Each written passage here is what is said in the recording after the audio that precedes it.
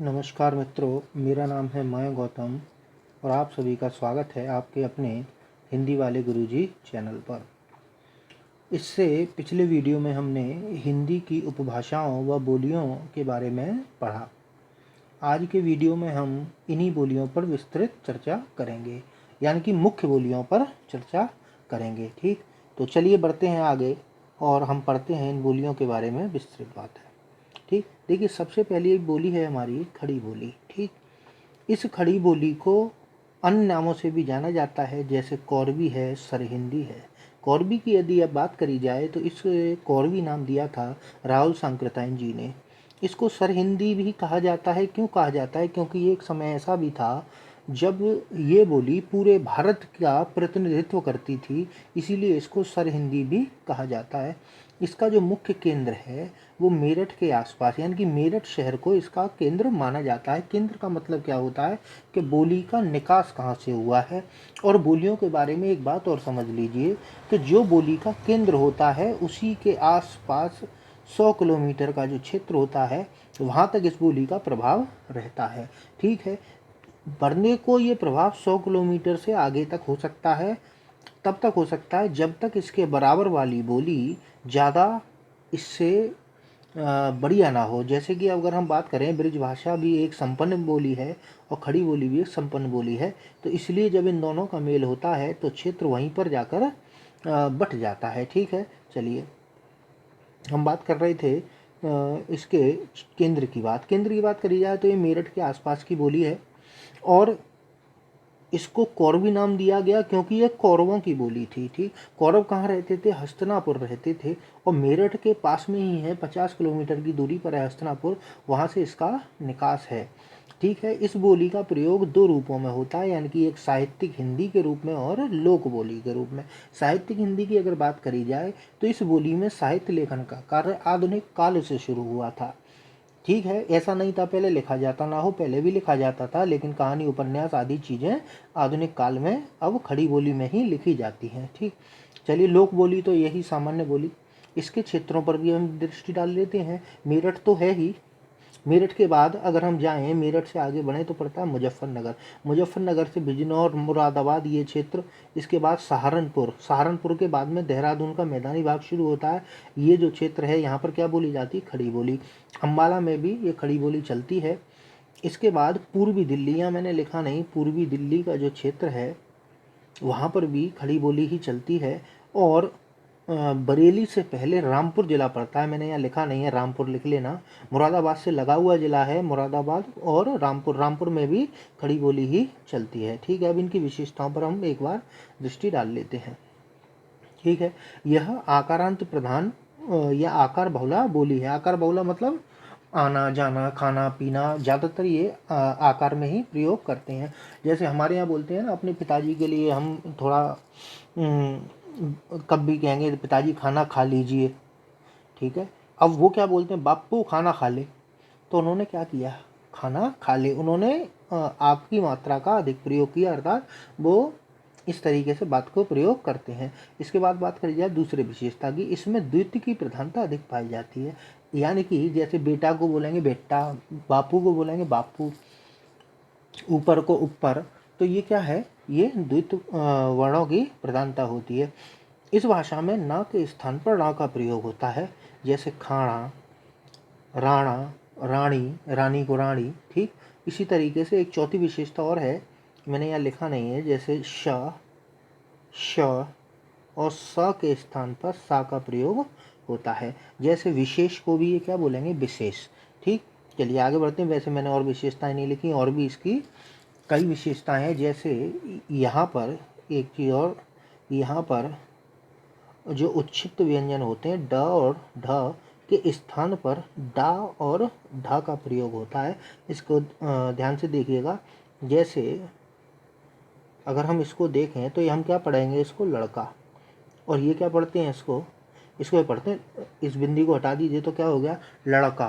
क्या हो गया? लड़का। तो पेड़ को क्या बोलेंगे? पेड़। बात समझ में आ रही है? ठीक है, चलिए अब हम बढ़ते हैं अपनी अगली बोली की तरफ। अगली बोली है हमारी ब्रजभाषा। ठीक, ब्रजभाषा की यदि बात करी जाए तो ब्रजभाषा का अन्य नाम है अंतर्वेदी। इसको कुछ लोग नाग भाषा भी कहते हैं। राजस्थान में ये ब्रजभाषा पिंगल नाम से प्रसिद्ध है। पिंगल, आपने डिंगल पिंगल पुराने शब्द सुने होंगे। अभी बता देता हूँ, डिंगल जो थी वो मारवाड़ी भाषा को कहा जाता है, और पिंगल ब्रजभाषा का राजस्थानी जो रूप है उसी को पिंगल कहा जाता है। इसका जो केंद्र है मथुरा के आसपास है। मैंने आपको पिछले वीडियो में भी बताया था कि ज़्यादातर जो बोलियां होती हैं उनका नामकरण क्षेत्र के आधार पर होता है। जैसे उसका नाम कौरवी और इसका नाम ब्रजभाषा। हम ब्रजभाषा की बात करें तो ब्रज क्षेत्र की बोली ब्रजभाषा है। देखिए, ब्रज का अर्थ होता क्या है? ब्रज का अर्थ है गायों का क्षेत्र।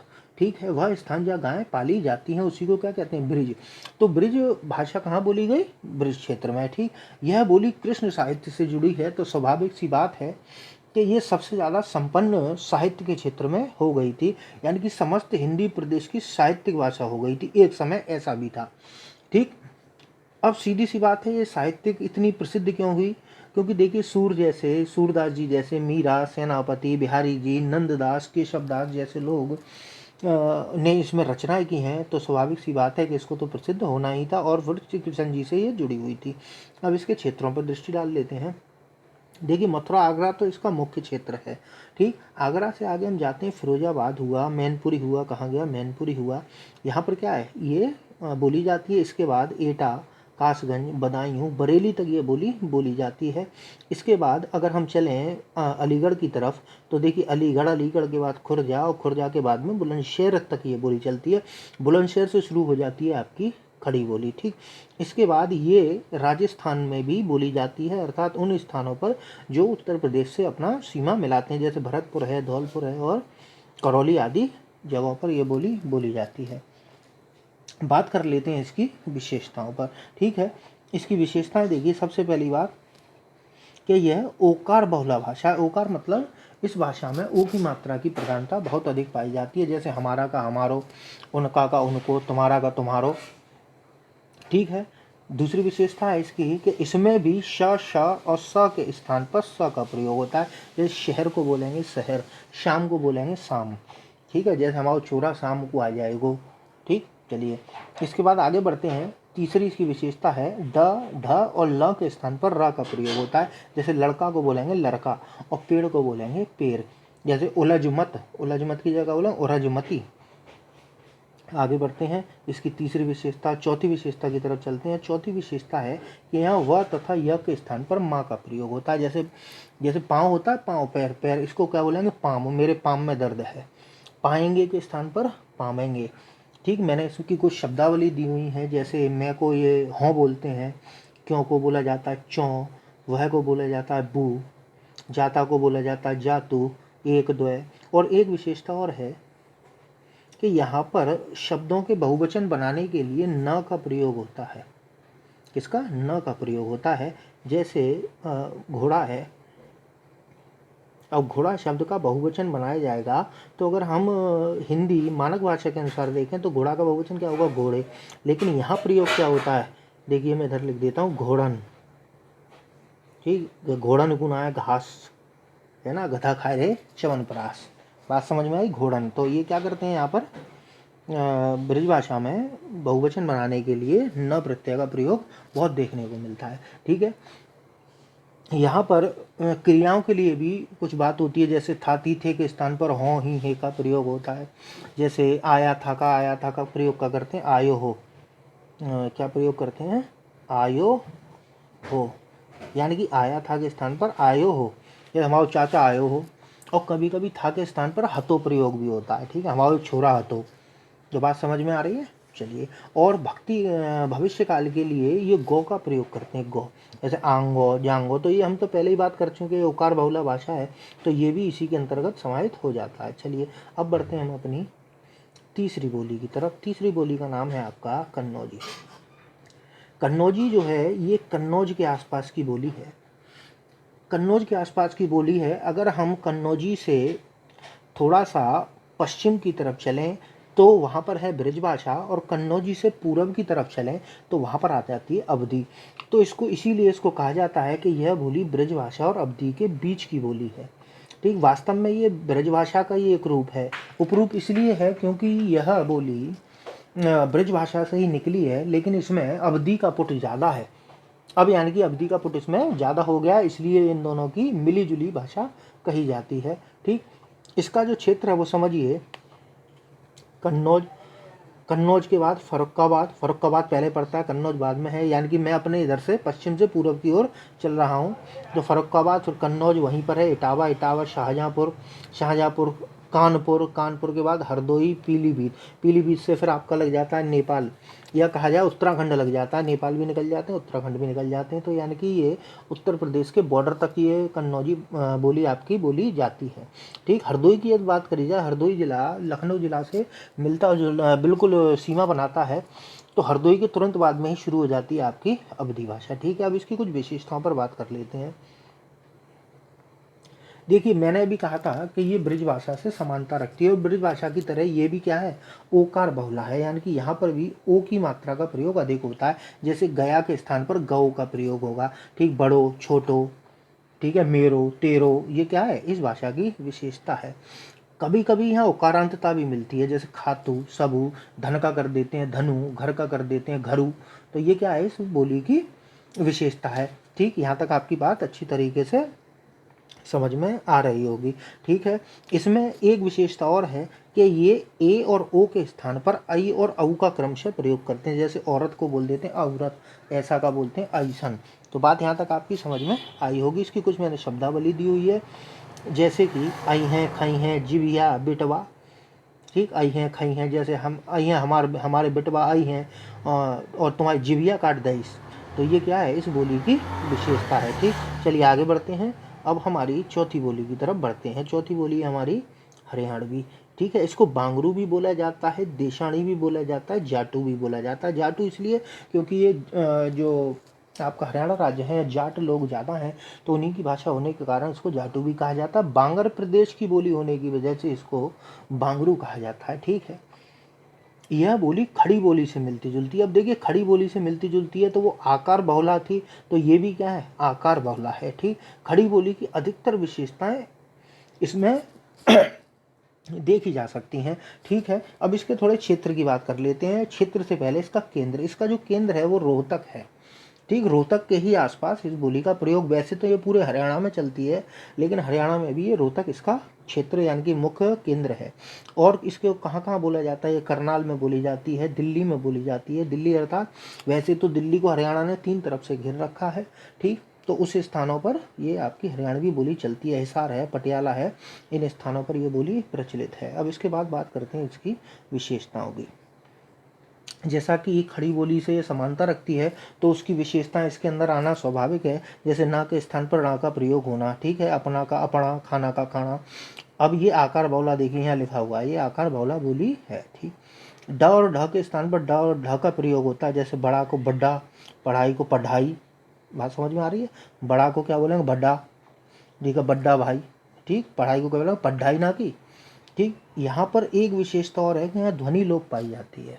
कैसे, जैसे अंगूठा को बोलते हैं गुट्ठा। ठीक, द्वित की प्रधानता ये वहाँ पर भी थी, यहाँ पर भी देखने को मिल रही है।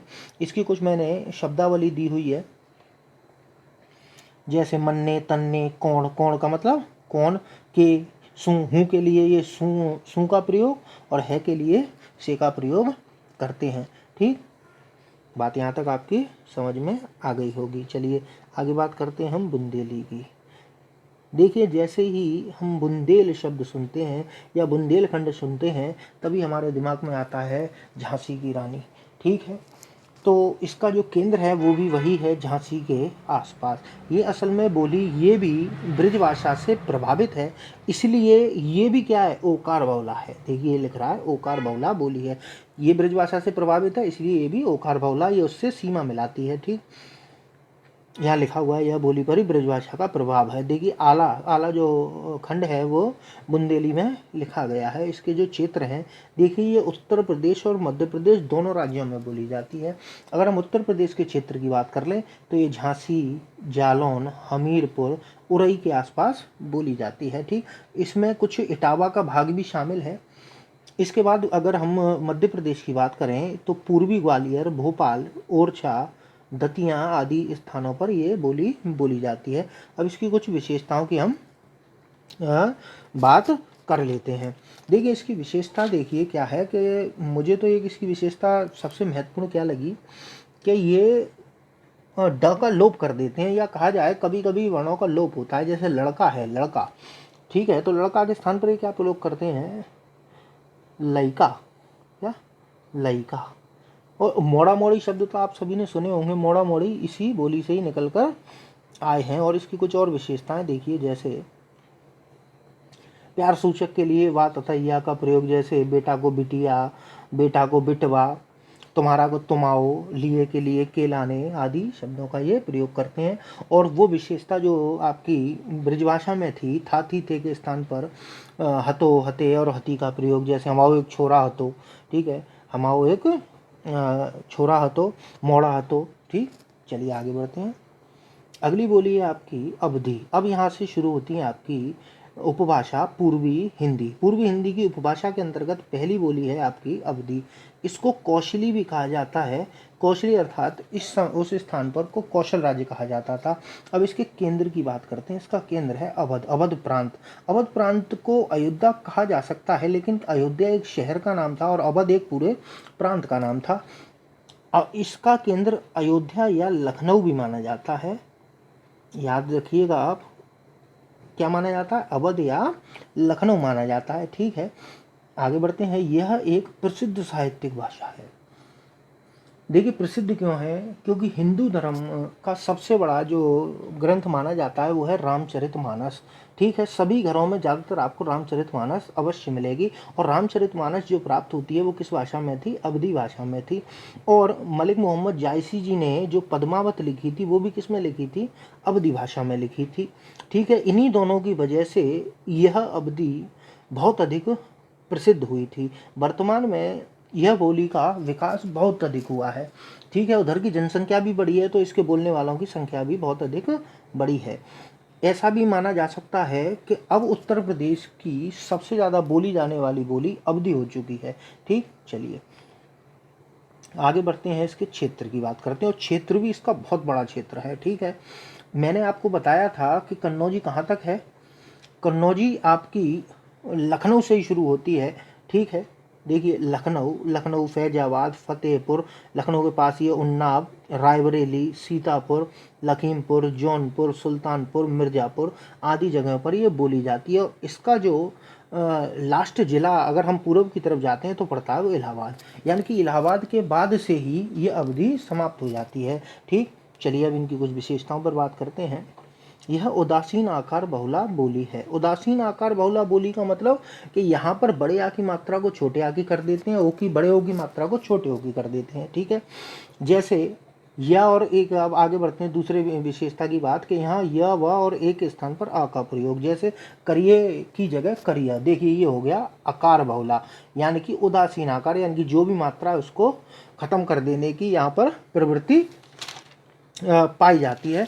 चलिए और बात करते हैं हम इसकी विशेषताओं की। देखिए हाँ, चलिए इसकी तीसरी विशेषता है कि ए और ओ के स्थान पर आई औ का प्रयोग, औरत को औरत, ऐसा को ऐसा, ण के स्थान पर न का प्रयोग। देखिए हमने खड़ी बोली में क्या पढ़ा था कि न के स्थान पर रा का प्रयोग और यहाँ पर ण के स्थान पर न का प्रयोग होता है। जैसे प्रवीण को यहाँ क्या बोला जाएगा, प्रवीण बोला जाएगा, ठीक। और विशेषताएं देखते हैं। और विशेषताएं हैं ड और ल के स्थान पर रा का प्रयोग, जैसे पेड़ को पेड़, फल को फर बोलते हैं। और सबसे बड़ी विशेषता कि य के स्थान पर ये ज का प्रयोग करते हैं, यानी कि हमारे यहाँ अगर बोला जाएगा कि हाँ भाई यज्ञ हो रहा है आ जाना, तो वो क्या बोलेंगे, यज्ञ हो रहा है। बात समझ में आ रही है। कुछ मैंने विशेषताएं उसमें भी आपको बताई थी कन्नौजी में, वो विशेषताएं यहाँ भी हैं। जैसे ऊ की मात्रा की प्रधानता, जैसे घर का कर देंगे घरु, ठीक, धन का कर देंगे धनु, ठीक। और देखिए क्या विशेषता है, और यहाँ दी नहीं है मैंने, और मैं आपको विशेषता बता देता हूँ। एक ये क्रियापदों के अंत में व भी जोड़ देते हैं, ठीक। कैसे जोड़ देते हैं, जैसे देखब, करब, पढ़ब, लिखब, हैं, ये बात समझ में आ रही है। कैसे, देखब, हम तुम्हें देखब, ठीक, करब, बात समझ में आ रही है। चलिए और देखते हैं इसके और कुछ शब्दावली दी हुई है, जैसे जगदीश को जगदीश वा, ब्याऊ ब्याऊ बोलते हैं, ब्याह को ब्याऊ बोलते हैं, फल को बोलेंगे फर, यहाँ आओ हुआ जाओ। तो ये क्या है, इस बोली की विशेषता है। ठीक, चलिए आगे बढ़ते हैं। बघेली पूर्वी हिंदी की दूसरी और हमारी 7वीं बोली है बघेली। इसका जो केंद्र है रीवा है। रीवा मध्य प्रदेश में है पड़ता है, और इसीलिए इसको रीवाई भी कहा जाता है, और इसको दक्षिणी बघेली भी कहा जाता है। दक्षिणी बघेली इसलिए कहा जाता है क्योंकि यह बघेली जो बोली है, ये बघेल क्षेत्र की बोली तो है, लेकिन साम्यता रखती है ये अवधी से। ठीक है, इसके क्षेत्र की बात कर ली जाए, इसका जो क्षेत्र है वो रीवा है। रीवा, जबलपुर, बांदा, बांदा उत्तर प्रदेश में है, सतना, मिर्ज़ापुर, मिर्ज़ापुर अपने उत्तर प्रदेश का है। ठीक है, ये यहाँ की मुख्य बोली है। इसकी विशेषताओं की बात करी जाए तो इसकी विशेषता है कि यहाँ पर व के स्थान पर बा हो जाता है, जैसे आवो के स्थान पर आबो का प्रयोग होता है। और एक और खासियत है जी, हाँ के स्थान पर निकह का प्रयोग करते हैं। निकह, नीक है भाई, नीक है। और सबसे अधिक कोई के स्थान पर एक कौनी का प्रयोग करते हैं, जैसे कोई आया है तो कौनी आया है। तो बात समझ में आ रही है आपके। चलिए आगे बढ़ते हैं। आगे बोली है हमारी छत्तीसगढ़ी। छत्तीसगढ़ी का केंद्र है छत्तीसगढ़, और इसको अन्य नामों से भी जाना जाता है, लरिया और खलटाही। इसके जो मुख्य क्षेत्र हैं रामपुर है, बिलासपुर है, संभल है, बस्तर है, दुर्ग है, खैरागढ़ है। ये असल में छत्तीसगढ़ की ही मुख्य रूप से बोली है, और ये मध्य प्रदेश के थोड़े से क्षेत्र में भी बोली जाती है। इसकी विशेषता क्या है, इसमें भी विशेषता वही होंगी जो मध्य प्रदेश की ज़्यादातर बोलियों में है। इसमें ड के स्थान पर और किसी चीज़ का या किसी स्वर का प्रयोग कर दिया जाता है, या उसको लोप कर देते हैं, जैसे लड़का का कर दिया लइका। अल्प प्राण का महाप्राण होना यहाँ की मुख्य विशेषता रही है। जैसे कचहरी को कचहरी बोल देते हैं, ठीक, कचहरी। ठीक, इसी तरीके से और भी कई चीज़, दौड़ को बोलते हैं घोड़, जन को बोलेंगे जन। ठीक, स के स्थान पर छ का प्रयोग होता है, जैसे सीता को चीता बोलते हैं। यही विशेषता आपको बिहारी बोलियों में भी देखने को मिलती है, यानी कि अल्प प्राण का महाप्राण कर देना आपकी बिहारी बोलियों में भी शामिल है। इसके बाद अब हम बात करते हैं बिहारी बोलियों के बारे में। ठीक, बहुत महत्वपूर्ण तथ्य इसमें आपको मैं बता रहा हूँ। अब बात करते हैं बिहारी हिंदी उपभाषा की पहली बोली और हमारी नवी बोली की, जिसका नाम है भोजपुरी। इसका जो केंद्र है वो है भोजपुर, जो कि बिहार के शाहाबाद जिले के एक छोटे से कस्बे का नाम है। ऐसा मान्यता है कि जो राजा भोज थे, उनके कुछ रिश्तेदार जो थे या उनके वंशज यहाँ भोजपुर में आकर बस गए थे, और तब से ही इस स्थान का नाम भोजपुर और यहाँ की बोली का नाम भोजपुरी पड़ गया। इसको अन्य नाम पूर्वी नाम से भी जाना जाता है, अर्थात पुरविया भी कहा जाता है। इस बोली के बारे में विशेष बात क्या है कि यह हिंदी प्रदेश की सबसे बड़ी बोली है। यानी कि अगर केवल इतना कहा जाए कि ये बिहार की सबसे बड़ी है तो वो नहीं है, उत्तर प्रदेश की सबसे बड़ी है तो नहीं है, लेकिन अगर हिंदी प्रदेश में सबसे बड़ी बोली की बात करी जाती है तो हिंदी प्रदेश की सबसे बड़ी बोली भोजपुरी है। यह बोली इतनी प्रसिद्ध है कि ये भारत के बाहर कई देशों में बोली जाती है, जैसे सूरीनाम है, मॉरिशस है, गियाना है आदि देशों में बोली जाती है। मॉरिशस में तो ये खास तौर पर बहुत प्रसिद्ध है, वहाँ पर बहुत अधिक मात्रा में बोली जाती है। ठीक है, कुछ लोगों का मानना है कि यह प्राचीन काशी जनपद की बोली थी। काशी, ठीक, बहुत पहले काशी की बोली मानी जाती है। यह अवधि के लगभग समान ही है। देखिए सीधी सी बात है, बोली जितनी पास होगी उतनी उसमें समानता होगी। अब अगर आपसे मैं कहूँ कि पहाड़ी हिंदी और बिहारी हिंदी में समानता बताई जाए तो उनमें इतनी समानता नहीं होगी। ठीक है, समानता कब होती है, जब बोलियां पास में होती हैं। चलिए इसके क्षेत्र की बात कर लेते हैं। देखिए भोजपुरी जो है बोली बहुत ज़्यादा इस समय फेमस है, और इसकी कुछ लिपियां भी हैं, जैसे बिहारी हिंदी की लिपियां हैं, एक कैथी लिपि है, ठीक, और एक तिरुतिया लिपि है, वो उसके बारे में भी हम अभी बात करेंगे। ठीक है, बात करते हैं इसके क्षेत्र की। ठीक, क्षेत्र की बात करी जाए तो वैसे अवधी वाले भी भोजपुरी सिनेमा का प्रयोग करते हैं, भोजपुरी सिनेमा की फिल्में देखते हैं। लखनऊ तक भी भोजपुरी सिनेमा का बहुत अच्छा स्कोप है, कहा जाए बहुत ज़्यादा देखी जाती है। क्यों? क्योंकि भोजपुरी से वो समान है। ठीक, देखिए इसके जो क्षेत्र हैं, जैसे बनारस, मैंने बताया था इलाहाबाद के तुरंत बाद ही यह बोली शुरू हो जाती है। बनारस है, जौनपुर है, गाजीपुर है, बलिया है, बस्ती है, देवरिया है, मऊ है, छपरा।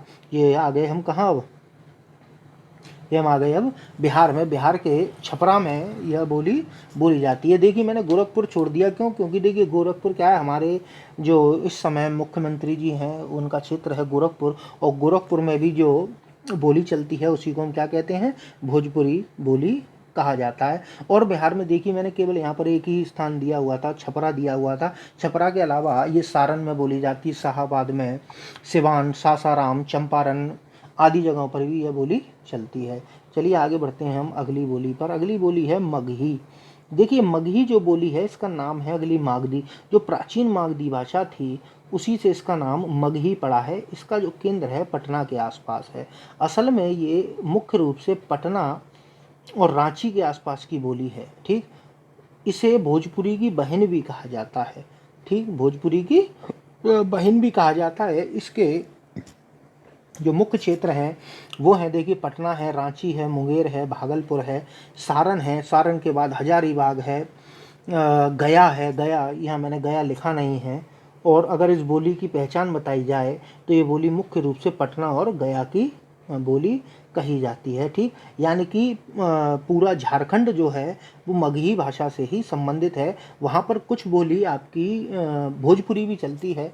ठीक, चलिए आगे बढ़ते हैं। इसकी विशेषताएं, ओ के स्थान पर अ का प्रयोग, जैसे ओकर की जगह अकर, घोड़ा का घोड़ौआ, बेटा का बेटौआ, इस तरीके के चीज़ों का प्रयोग होता है। बात ठीक है, चलिए आगे बढ़ते हैं। आगे आपकी मैथिली। देखिए मैथिली, मैथिली जो है इसका अन्य नाम है तिरहुतिया। देखिए लिपि भी है इसकी तिरहुता, तिरहुता लिपि इसकी स्वयं की लिपि है तिरहुता। और इसकी खासियत ये है, याद रखिएगा, ये बहुत इम्पोर्टेंट चीज़ है कि यह हिंदी प्रदेश की एकमात्र बोली है, या कहा जाए हिंदी की एकमात्र बोली है जिसे राजभाषा का दर्जा प्राप्त है। प्रश्न पूछ सकता है कि कौन सी ऐसी बोली है जिसे राजभाषा का दर्जा प्राप्त है, तो वो है मैथिली। ठीक है, विद्यापति जी इस बोली से संबंधित थे। ठीक है, चलिए इसके क्षेत्र की बात करते हैं। इसका जो क्षेत्र है वो है पूर्णिया, दरभंगा, मधुबनी, मुंगेर। अब इसका केंद्र जो है वो है मिथिला, मिथिला अर्थात सीता मैया वाला क्षेत्र। ठीक, चलिए आगे बढ़ते हैं। आगे बढ़ने पर हम पहुंचते हैं राजस्थान में। राजस्थान की 4 बोलियां हैं, जिनमें से सबसे पहली है मारवाड़ी। ठीक, हिंदी साहित्य की जो वीर गाथाएं हैं, या कहा जाए रासो काव्य हैं, या उस समय पर जो काव्य रचना होती थी वीर गाथाओं की, वो सभी किस में प्राप्त होती है, इसी मारवाड़ी में। लोग बाग उसी को क्या बोलते थे, डिंगल पिंगल भाषा। मैंने बता दिया पिंगल खड़ी वो ब्रज भाषा को बोला जाता है, और डिंगल नाम इस मारवाड़ी को दिया गया। ठीक है, इसके जो मुख्य क्षेत्र हैं वो देखिए कि अगर हम अजमेर से पश्चिम की तरफ चलेंगे तब इस बोली की बात आएगी। क्यों? क्योंकि ये पश्चिमी राजस्थान है। अब हम पश्चिम की तरफ चलेंगे, राजस्थान के केंद्र में मान लीजिए आप अजमेर, तो अजमेर से जब पश्चिम की तरफ चलेंगे तो ये मारवाड़ी बोली का क्षेत्र शुरू होता है। जैसे राजस्थान, वो राजस्थान मैंने यहाँ लिख दिया, जोधपुर है, जैसलमेर है, बीकानेर है, नागौर है और उदयपुर है, ये आदि इसके क्या हैं, क्षेत्र हैं। बात यहाँ तक आपकी समझ में आई। चलिए आगे बढ़ के इसकी कुछ विशेषताएं देख लेते हैं। यहाँ पर ह का लोप पाया जाता है, यानी कि रहना को बोलेंगे रहना। अनेक स्थानों पर च और छ का स हो जाता है, जैसे चक्की का हो जाता है सक्की। ठीक, कुछ शब्द मैंने यहाँ दिए हुए हैं, जैसे पत्नी को बोलते हैं जोडायन, है ना, परोमाखो यानी कि मार डाला, मैं की जगह महें, तू की जगह थू। व्यापारी को बोलते हैं व्यापारी, और खाट को, खटिया जो होती है उसे माची बोला जाता है, कोण की जगह कुण का प्रयोग होता है। तो यहाँ की कुछ विशेषताएं हैं। इसके बाद अगली बोली आपकी मेवाती। ठीक, मेवाती, मेवाती को उत्तरी राजस्थानी भी कहते हैं। ठीक, इस बोली के ऊपर भी ब्रज भाषा का बहुत प्रभाव पड़ा है। देखिए ये लिख रही है बात, इस पर ब्रज भाषा का प्रभाव पड़ा है। क्यों? क्योंकि इसका जो क्षेत्र है वो ब्रज भाषा के किनारे किनारे बसा हुआ है। ठीक है, इसे अहीरवाटी भी कहा जाता है। इसका जो केंद्र है मेवात, हरियाणा का जो मेवात है, वो मेवात एक स्थान है हरियाणा का, वो इसका केंद्र है। अलवर से भरतपुर तक एक मेव जाति है, जिस वजह से इसको मेवाती कहा जाता है। ठीक है, इसके जो क्षेत्र हैं अलवर है, भरतपुर है, गुरुग्राम, माधवपुर, करौली, करौली। ठीक, भरतपुर का कुछ क्षेत्र। ठीक, बात समझ में आई। भरतपुर, देखिए अभी मैं नया हूँ तो इस पर अभी लिख नहीं पा रहा हूँ। ठीक, आप मेरी आवाज़ को या थोड़ा सा महत्व दीजिएगा।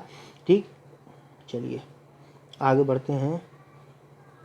जयपुरी, ठीक, जयपुरी, इसको पूर्वी राजस्थानी या ढूंढारी भी कहते हैं और कुछ लोग इसको हाडोती भी कहते हैं। असल में हाडोती भी बोला जाता है, मैंने यहाँ लिखा हुआ है हाडोती इसकी एक उपबोली है जयपुरी की, ठीक है।